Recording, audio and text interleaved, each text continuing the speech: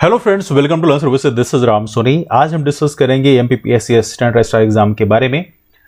इसके आंसर की final answer क्या आ चुकी है, साथ में कट ऑफ कितना जा सकता है, इसको डिस्कस करेंगे। तो फाइनल आंसर की पहले देख लेते हैं। फाइनल आंसर की में कई सारे नए बदलाव हैं। बदलाव क्या हैं, यहाँ पर आप देखेंगे कि यहाँ पे 6 क्वेश्चन डिलीट कर दिए गए हैं। कुछ क्वेश्चन जीएस के हैं, कुछ क्वेश्चन प्रॉपर तरीके से हमारा जो पार्ट बी है उसके हैं, और 2 क्वेश्चन ऐसे हैं जहाँ पर मल्टीपल आंसर मतलब 2-2 आंसर दिए गए हैं, है ना। कुल मिला के 8 क्वेश्चन में वेरिएशन देखने के लिए मिला है। नाउ ये तो रहा अपनी आंसर की में। अब डिस्कस करते हैं कट ऑफ कितने आ सकता है। कट ऑफ डिस्कस करने के पहले जान लो वैकेंसीज कितनी थी। देखो वैकेंसी इस बार थी 13 वैकेंसी, जिसमें 4 अनरिजर्व की थी, 2 एससी की, 3 एसटी की, 3 ओबीसी की। पिछली बार की थी हम कंपेयर करें, चूंकि कट ऑफ यदि क्लियर देखना चाहते हो तो पिछली बार का भी कट ऑफ देखना पड़ेगा, तब जाके आइडिया मिलेगी। तो पिछली बार कट ऑफ देखने के पहले हम देख लेते हैं वैकेंसीज कितनी थी। 2018 वाला जो एग्जाम हुआ था उसमें 15 वैकेंसीज थी अनरिजर्व की, 5 एससी की, 6 एसटी की, 3 ओबीसी की। कुल मिला के 29 वैकेंसीज थी। और आप देखेंगे कि यहाँ पे जो कैंडिडेट्स क्वालिफाई किए आते हैं वो 3 गुना कैंडिडेट्स क्वालिफाई किया आता है। जैसे इस बार 4 वैकेंसीज हैं तो 4-3 12 कैंडिडेट्स क्वालिफाई होंगे अनरिजर्व में रिटर्न के लिए। अब 12 में कुछ कैंडिडेट्स ऐसे हो सकते हैं जिनके बराबर नंबर हों, तो हो सकता है वो एक दो कैंडिडेट्स और वेट होंगे, तो ये 15 हो सकता है राउंड ऑफ में। पिछली बार का क्या था, 15 वैकेंसी थी, तो 15-45 कैंडिडेट्स क्वालिफाई करने थे रिटर्न। लेकिन चूंकि कुछ कैंडिडेट्स के बराबर नंबर रहे होंगे तो सबसे 50 के आसपास कैंडिडेट्स को क्वालिफाई किया गया होगा पिछली बार रिटर्न में, है ना। तो यदि हम हर एक कैटेगरी का हिसाब से देखें तो जितनी वैकेंसीज है उसका 3 गुना, रफली 3 गुना या उससे 1-2 आगे आप बढ़ा सकते हैं, उस हिसाब से उतने कैंडिडेट्स को रिटर्न क्वालिफाई कराया जाएगा, है ना। ये पिक्चर आपके सामने। नाउ पिछली बार का जो कट ऑफ है उसको यदि हम नजर डालें, कट ऑफ देखने के पहले हम लोग एक और देख लेते हैं, जो कि इस समय जो एग्जाम का पैटर्न है हमारा असिस्टेंट रजिस्ट्रार का, वो किस पैटर्न में एग्जाम हो रहा है। 450 नंबर का अपना रिटर्न है, 50 नंबर का इंटरव्यू है। 450 नंबर में 2 पार्ट हैं, 150 नंबर का जीएस है और 300 नंबर का बाकी पार्ट बी है जो स्पेशलाइजेशन है। इसमें इस पैटर्न में लगभग कई सारे एग्जाम हो रहे हैं, जैसे एडीपीओ का एग्जाम हुआ अभी, इसके बाद डेंटल सर्जन का एग्जाम हो रहा है, इंजीनियरिंग सर्विस का एग्जाम हो रहा है, multiple exams are going on right now. तो यहां पर यदि आप प्रॉपर तरीके से नंबरिंग देखो कि बाकी एग्जाम्स में कैंडिडेट्स किस रेंज में नंबर ला रहे हैं। ऐसे डेंटल सर्जन का फाइनल रिजल्ट आ गया तो यहाँ पे इसकी मार्कशीट भी आई है प्रॉपर तरीके से, किसी कितने नंबर आए हैं। तो यहाँ पर आप देखेंगे कुछ ही कैंडिडेट्स ऐसे हैं जिनके 270 से ऊपर नंबर आए हैं। यस, 271 हो गया, 295 हो गया। फिर यहाँ पे आगे आप आइए अगले पेज में। अगले पेज में आप देखेंगे कि यहाँ पे सेम पैटर्न का एग्जाम था। आप देखेंगे सेम पैटर्न का एग्जाम था, 450 में कितने नंबर लोगों ने लाए हैं जिन्होंने रिटर्न क्वालिफाई किया है। तो आप देखेंगे कुछ ही कैंडिडेट्स हैं जिनके नंबर 260 से ऊपर गए हैं, है ना। अब देखो पूरे पेज में एक भी कैंडिडेट्स कई बार ऐसा नहीं मिल रहा है जो 260 से ऊपर गया हो, लेकिन let me find out some the names, है ना। देखो 276 यहाँ पे कैंडिडेट का गया है, 255 भी चलो उसी रेंज में है लगभग, 245 भी कह सकते हैं लगभग उसी के आसपास है। लेकिन बाकी कैंडिडेट्स जो हैं बहुत कम नंबर आए हैं, है ना। आप देखोगे यहाँ पे मोस्टली कैंडिडेट्स, जैसे यहाँ पे 262 नंबर एक अंकिता है, इनका गया है, 240 भी चलो उसी रेंज में है लगभग। मतलब बहुत कम कैंडिडेट्स हैं जिन्होंने 250 के आसपास जो नंबर हैं वो निगेटिव मार्किंग के साथ में स्कोर किए हैं। बिकॉज निगेटिव मार्किंग के साथ में बहुत ज्यादा नंबर स्कोर करना मुश्किल होता है। कुछ लोग बोल रहे हैं जैसे 300 के आसपास जाएगा कि नहीं जाएगा। 300 के आसपास स्कोर करना नेगेटिव मार्किंग के साथ में आसमान से तारे तोड़ के लाना जैसे होता है। जैसे आप देखोगे यहाँ पर 250 भी पार करने वालों की संख्या बहुत कम है। जैसे यहाँ पे एक 273 नंबर यहाँ पे एक आए हुए हैं कैंडिडेट के, 253 नंबर एक कैंडिडेट के आए हुए हैं, बट कम ही कम संख्या है जिनके 250 से ऊपर पार किए हैं। आप देख सकते हैं यहाँ पे लिस्ट में प्रॉपर तरीके से, है ना। तो इससे एक हम क्या अनुमान लगा सकते हैं कि कुछ ही कैंडिडेट्स ऐसे हैं जिनके 270 पार किए हैं। मतलब इतना तो श्योर है कि 270 पार करना एक बहुत मुश्किल काम है। मतलब सारी कैटेगरीज को मिला दें 250 पार करने वाली संख्या मुश्किल से 12-15 लोगों की है ना।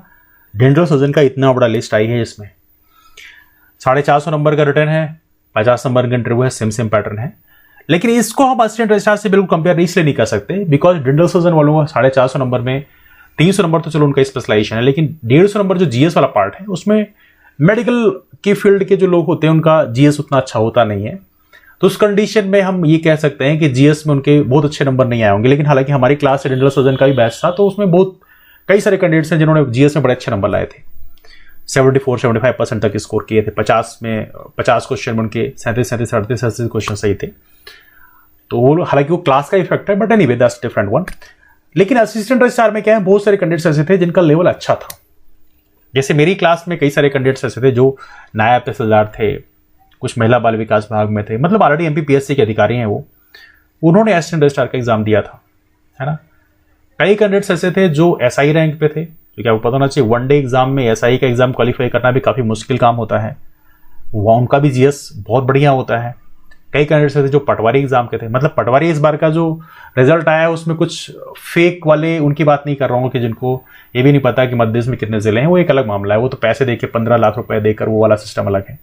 लेकिन जो मेहनत करके सिलेक्शन लिया है उसका तो पता है कि उसका लेवल अच्छा होता है। तो हम ये तो कह सकते हैं कि यहां पर इस एग्जाम में, असिस्टेंट रजिस्ट्रार के एग्जाम में जो कैंडिडेट्स अपेयर हुए हैं उनका लेवल जीएस का ठीक ठाक था।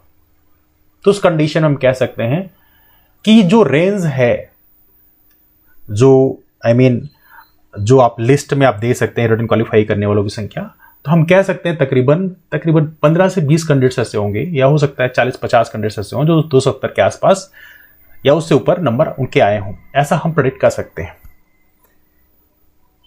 According to my assumptions. Now पिछले साल का जो कट ऑफ है उससे आप थोड़ा कंपेयर कर लेते हैं। पिछले साल का जो कट ऑफ आया था, इसमें आप देखोगे ये था कट ऑफ जो कि 2018 वाला जो एग्जाम हुआ था उसके कट ऑफ है। इसमें आप देखोगे ये जो कट ऑफ दिया है आपके सामने 369 दिया हुआ है अंडरग्रेड का, बाकी चीजें ये आउट ऑफ 500 दिया हुआ है, मतलब 500 में इतना गया था। ये फाइनल सिलेक्शन का कट ऑफ है, ठीक है। तो यदि 450 की बात करें कि 450 में कितना जाएगा, तो 369 लगभग 74% होता है।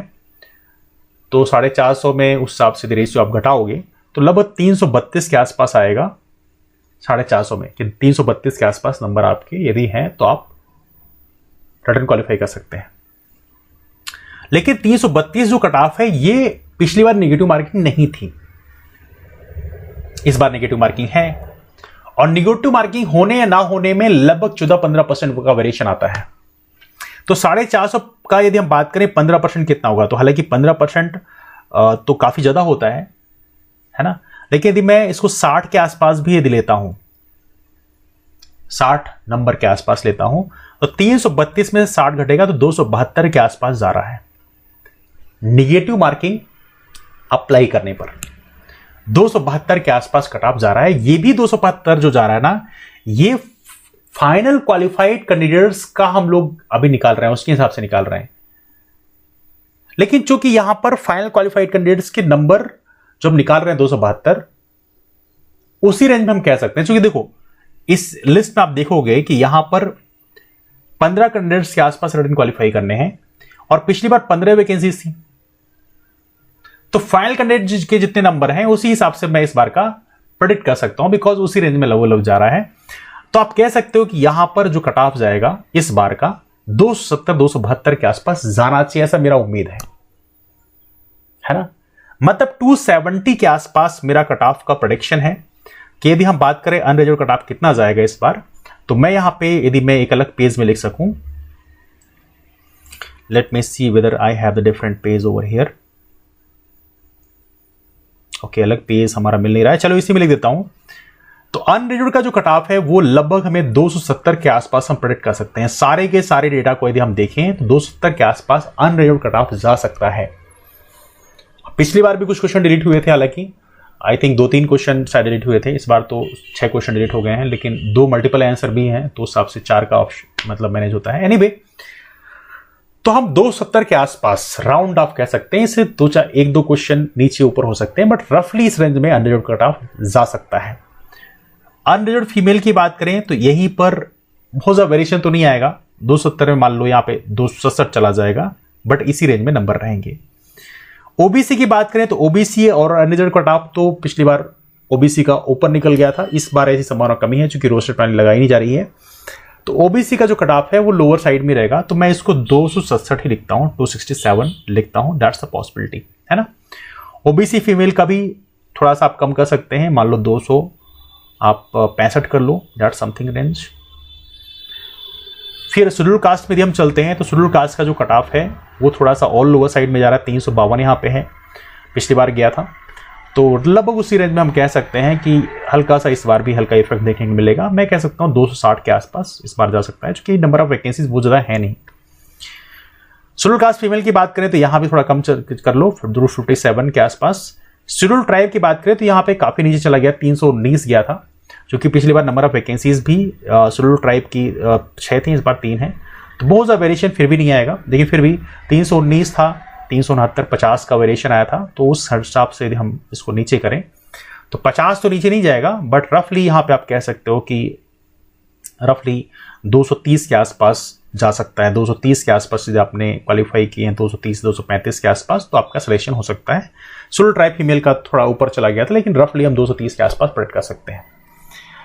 मतलब जो यहाँ पे आप मार्किंग देख रहे हो कट ऑफ की, अनरिजर्व्ड का 270 के आसपास, अनरिजर्व्ड फीमेल का 267 के आसपास, ओबीसी का 267 के आसपास, ओबीसी फीमेल का 265 के आसपास, शेड्यूल कास्ट का 260 के आसपास, शेड्यूल कास्ट फीमेल का 257, शेड्यूल ट्राइब का 230 के आसपास यदि आपके नंबर हैं तो मोस्ट प्रोबेबली आपका रिटर्न क्वालिफाई हो सकता है। अकॉर्डिंग टू वेरियस एस्पेक्ट्स, काफी सारे एस्पेक्ट हमने डिस्कस कर लिए और टाइम भी काफी लंबा खींच गया है। तो ये हमारे ओपिनियन है, आपके ओपिनियन क्या आप नीचे कमेंट करके बताएं। बट मुझे ऐसा लग रहा है कट ऑफ लगभग इसी रेंज में रहेगा, इससे बहुत ज्यादा ऊपर नीचे नहीं जाएगा, क्योंकि पेपर का लेवल भी ठीक ठाक था।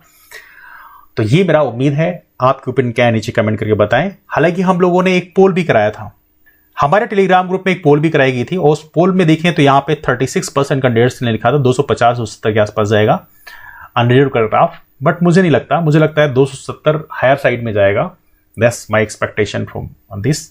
तो ये मेरा उम्मीद है, आपके ओपिनियन क्या है आप नीचे कमेंट करके बताइए। तो चलिए मुलाकात करते हैं आप लोग फिर, लेकिन जो नए फ्रेंड्स हैं वो हमारा रामसोनी MPPSC नाम का टेलीग्राम ग्रुप ज्वाइन कर सकते हैं। वहां पर MPPSC से जुड़ी हुई सारी इन्फॉर्मेशन रहती है। और एक बहुत बड़ा अनाउंसमेंट ये है कि MPPSC का बैच कोर्स हम लोग अनाउंस कर रहे हैं 1 अगस्त से। तो जो लोग भी MPPSC की तैयारी हमारे साथ करना चाहते हैं वो हमारे बैच कोर्स को ज्वाइन करके अपनी तैयारी को मजबूत बना सकते हैं। तो चलिए मुलाकात करते हैं फिर, तब तक के लिए bye bye, take care, have wonderful day ahead, keep moving forward and take care. हाँ, इंक्वायरी करने के लिए आप रामसोनी MPPSC नाम के टेलीग्राम ग्रुप में मैसेज कर सकते हैं, तो वहां पे आपको रिप्लाई कर दिया जाएगा। Alright, that's all, thank you.